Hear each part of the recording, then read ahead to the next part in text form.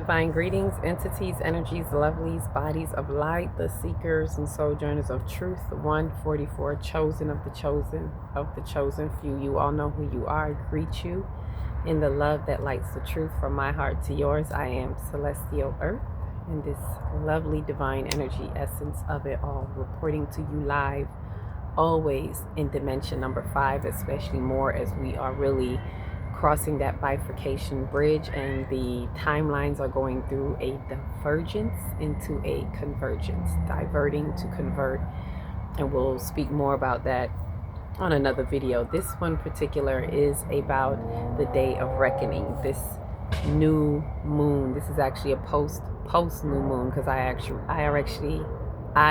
actually already did this video. However, it got chopped up and I don't know how to really put it together. Y'all know me, those of you who know I'm technically challenged, and instead of pressing the pause button, yes, I'm going to tell on myself, instead of pressing the pause button, I press stop. So it's broken up into 3 parts that I don't know how to put together. If I do get it, you will know, because I'm just going to put it out. I'm going to do it anyway, just because I succeeded in piecing it together. So that's like my new project, as I'm not running from technology. So this is about the happy new moon energy in Sagittarius, and there's some things I did a live on the day of, but I wanted to share some of the insights about it. So if you choose to infuse with this light, come on and join us in on this new moon activation, because we're still in the energies of it. The moon's energy, this entire cosmic weekend, we're gonna feel it for a couple of days. We've been feeling it amped up about a week before and a week after, but most potently when it's like 3 days before, 3 days after. And currently today, this is actually the 23rd that I'm recording this, so this is actually, we're in that 3 days of darkness, so to speak, after the solstice on the 21st, for the sun to die and then rise in 3 days. So 22nd, 23rd, 24th, and we pretty much rise on the 24th. But that's another topic as well. Let's focus on this new moon in Sagittarius. That is a day of reckoning, right? So this day of reckoning in the soul, and I'm going to stick to my notes to get right to the point and share a little mini download on it, is that this day of reckoning in the soul brings a transmission through the activation of our cosmic messenger that is traveling through this energetic vortex as a grand portal in time. We are portaling through, and not just us, but this entire solar system. We're coming online through the dimensional mind as we face the galactic center at this pivotal point of new beginnings, right? Through this interstellar activity with the celestial bodies in our solar system. So again, all of us are being upgraded. Earth, Venus, Mars, Jupiter, the ones that interstellar is particularly passing by. Energetic exchange, powerful energetic exchange with the sun that has been letting off so many solar flares that are just really sending those solar winds of high, I'm hearing the word high octane for some reason, high octane energy, information, and light codes for us all. So don't worry, it's not burning us up, it's not going to harm us. It is helping us to translate and transmit these frequencies through our nervous system, through our bodies, and into the body of this earth, as we are all portals of light, right? So our sun Solaris has been upgraded, right, and has now been brought into a conscious upgrade of our solar plexus sun within. So this, our identity body, and this may be why, like, stick with me on this one, you could take it or leave it, but for me, what I'm getting is, this is why, as it got closer to Earth on this day of the new moon, that people were saying it was yellow. I didn't actually see it, but just going by what I heard, instead of being the green comet, it was actually more yellow. And it made more sense, because now it's coming closer to us and how we identify with ourselves as Earthians, as beings on Earth, and what is our identity body. So there's an upgrade going on in our identity, and some of us may have felt some clarity, some relief, some inner to the understanding of what is, happening all around. This flips our merry motive, this solar plexus activity flips our merry motive into a moment of truth, removing what was once hidden and bringing it into the light. So really feeling that identity coming into the light of who you are. And that was that little mini message, like connecting what I was getting with the connection to our cosmic messenger third eye atlas that was on that same day of the new moon, bringing us something new and true, aligning us with the true timeline facing that galactic center. Ashe? So this day of reckoning, what else is there to know is that third eye atlas brings the cosmic message during a new moon, echoing the new beginning of 10. The number 10 shows up 3 times, right? So it's echoing new beginnings. That's what the 1 is. The 10 usually represent new beginnings, as 1 is like the first step. 1 is unification, remembering that we come through unification. We come from one mind consciousness, and we should begin with that oneness, right? So the 3 ways that we saw this, for those of you who are numerologically feel like I'm always tripping over that word, numerologically inclined, and through the numbers of, divination. The 19th, it came on the 19th. That 9 and a 1 is a 10. And when you look at the 1 and the 9, it's saying from beginning to end. I love when 10 comes through the number 19, because it's like it's saying from beginning to end. From beginning to end. From the 1, the beginning, to the end, which is the 9. The spiritual completion. So it's kind of highlighting this completion within this new beginning. And so it was on the 19th, that being a 10. The new moon was at 28 degrees. 2 and 8 is a 10. And that 2 and 8, the 10 by a 2 and 8 is highlighting the harmony of duality, 2, and the infinite existence. So this is a 10 that incorporates harmony of duality within the infinite existence, right? And it's funny because you have the sun and the moon, and they're, unifying. They come together. There's an agreement. They are, at the same degrees in Sagittarius. So whatever we're coming from in opposition has been brought into an alignment, so that they come in harmony, the harmony of duality that is bringing us into our infinite existence, still a 10. The third 10 was Mercury at 10 degrees. So Mercury, our messenger, right? It is our that rules Gemini. So coming from that full moon, and it was in Scorpio, and now it's in Sagittarius at 10 degrees, which kind of culminates the first decan, which is 10 degrees. So that beginning period, that decan is the first evolutionary stage of a sign. Usually that first decan is the introduction. It's bringing the introduction of this message that we're getting right now. Some are being introduced to it through our messenger, through Mercury the messenger, right? And not only that, Mercury helps not just with communication but travel. So at 10 degrees, the new beginning of what? The new beginning of us traveling through time, through space and time, in our dimensional minds, facing within Sagittarius, which is facing the galactic center, Mama Universe. Hello. Thank you, Mercury.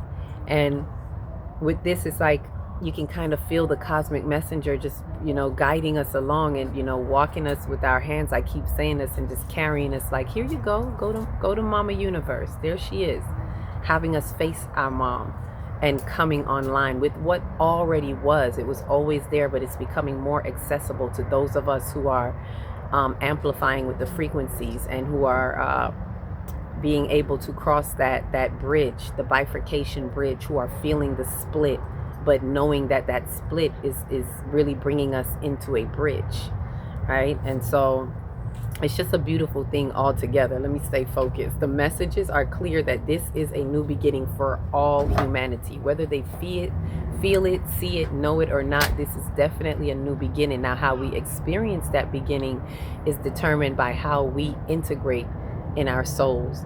It's determined by how we choose to release the old that is falling away, how we choose to align with the truths that are being revealed to us, and the clarity that we're getting, and what we do to align with that truth.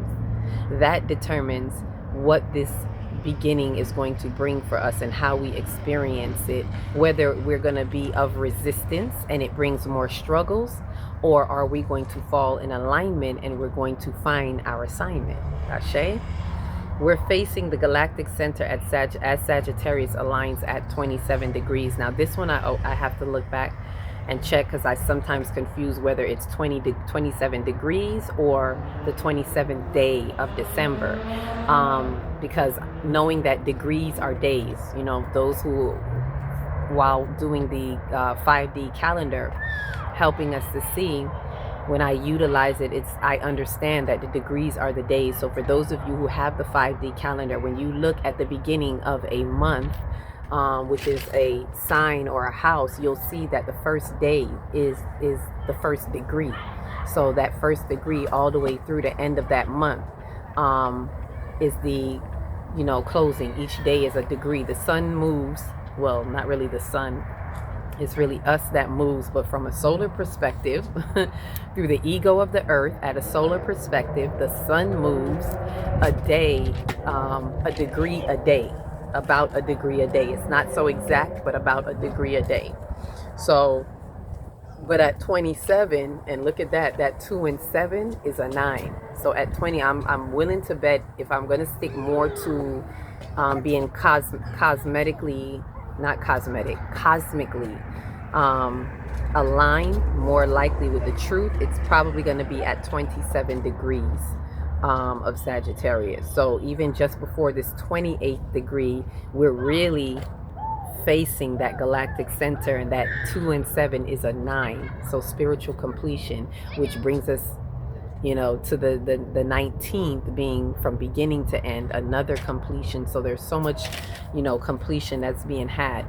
The next thing, let me go into the next thing, and please look out for the calendar. We're definitely going to have that. I know I've been saying it. We're going to have that calendar, you know, workshop, where those of you who have it can really get a chance to look through it. And if you haven't got it, what are you waiting for?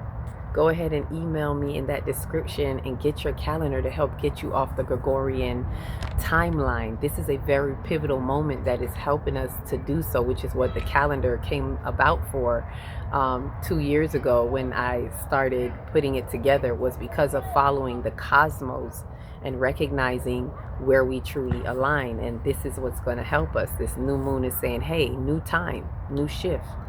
All right, so the black moon, Black Moon Lilith, this is the next point. Let me move right along. Black Moon Lilith just left Scorpio, entering into Sagittarius, giving birth to the shadows that we've been carrying for the past 9 months, because she goes through each sign for 9 months. So she has entered into Scorpio around March, which aligns up with our calendar. Again, for those of you who have it, we begin our calendar in March on the spring equinox. It's a true new year. So that is around the time that she entered. So she's also paralleling that paradox, if you will, that we have 9 months. She's been in it for 9 months. She comes out now and enters into Sagittarius. So we are definitely birthing some shadows, and you may have felt it very strongly in the Scorpio season, because she's at home when she's in Scorpio, going deep, digging up shadows.